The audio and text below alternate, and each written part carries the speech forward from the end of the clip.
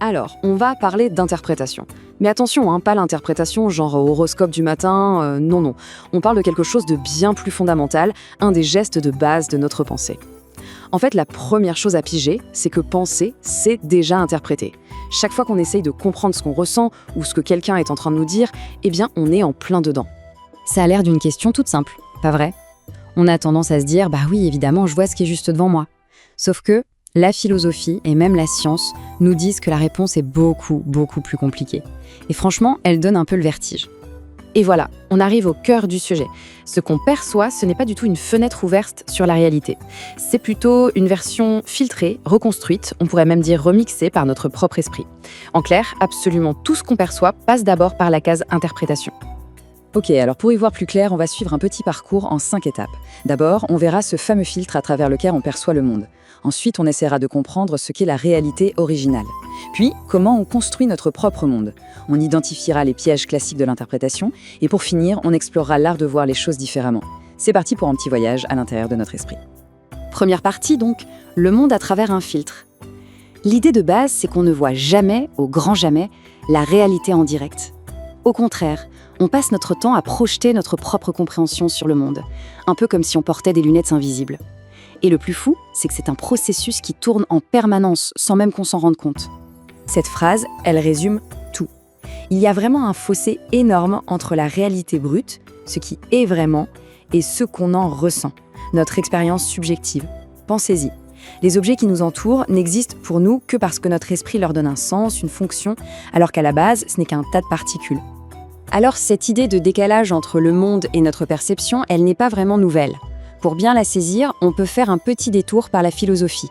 C'est un penseur en particulier, Emmanuel Kant, qui s'est vraiment penché sur cette frontière invisible entre les choses telles qu'elles sont et la façon dont elles nous apparaissent.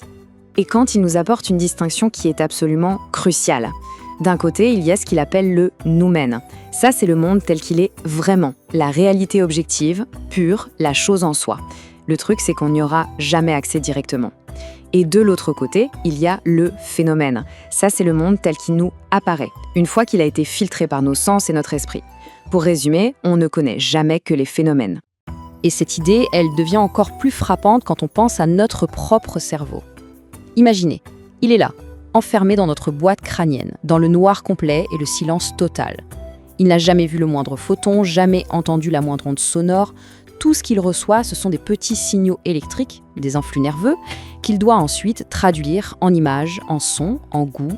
C'est incroyable en fait, il construit de A à Z une réalité complète. Notre monde, c'est une sorte de simulation neuronale. Bon, alors comment ça marche tout ça? Comment le cerveau fait pour transformer de simples signaux électriques en une réalité aussi riche, aussi pleine de sens? Eh bien, on peut voir ça comme une sorte de chaîne de montage de l'esprit qui se déroule en plusieurs étapes bien précises. Cette chaîne de montage, elle fonctionne grâce à 4 grands processus. Tout commence avec la perception, la façon dont on capte l'info. Juste après, il y a l'attention, qui va venir zoomer sur certaines choses. Ensuite, la mémoire entre en scène pour stocker et relier tout ça. Et à la fin, le raisonnement nous permet de tirer des conclusions et de donner un sens à l'ensemble. Prenons un exemple tout bête. Quand on regarde une tasse, on ne voit pas juste un objet avec une certaine forme et une certaine couleur. Non, notre cerveau connecte ça immédiatement au concept de tasse, à l'idée que ça sert à contenir quelque chose, au souvenir du café du matin. C'est pareil pour la musique. Si on n'avait pas la mémoire des notes qui viennent d'être jouées, on entendrait juste une suite de sons sans aucun lien. C'est vraiment notre esprit qui fait tout le boulot d'assemblage.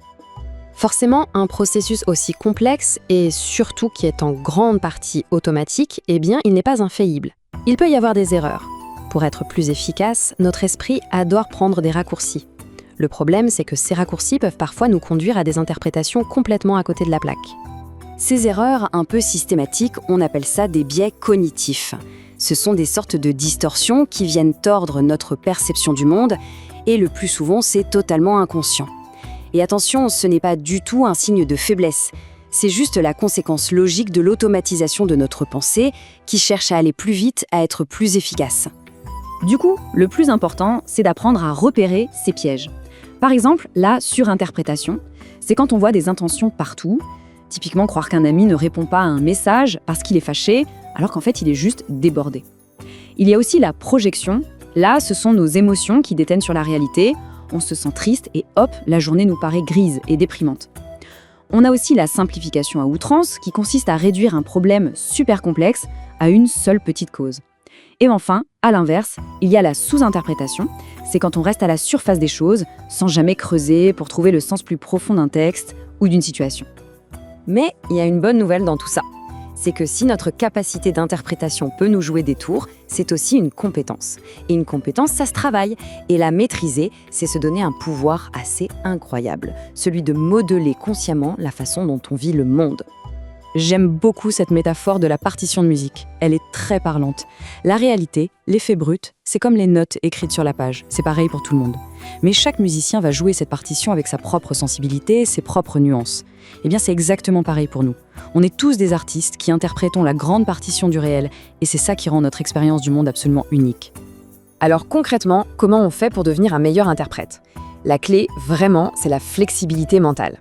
Il faut cultiver cette capacité à se décentrer, à essayer de voir le monde avec les yeux des autres. C'est une vraie gymnastique de l'esprit, ça. Multiplier les points de vue, regarder les situations sous des angles différents, et même s'amuser à jouer avec le sens des choses de façon créative. Et parfois, pour construire une nouvelle vision du monde, il faut accepter de démolir l'ancienne. C'est un peu ce que suggère Nietzsche avec son marteau. Il faut avoir le courage, de temps en temps, de casser les fondations un peu fragiles ou fausses de nos certitudes. C'est le seul moyen de laisser la place à une nouvelle façon de penser, une façon plus saine et surtout plus souple. Alors pour conclure, une dernière question à se poser. Puisqu'on est en quelque sorte les artistes de notre propre réalité, quelle est cette unique croyance, cette interprétation un peu trop rigide qui aujourd'hui nous limite peut-être ? Choisir de la réinterpréter, ça pourrait vraiment tout changer. En fait, le travail ne fait que commencer.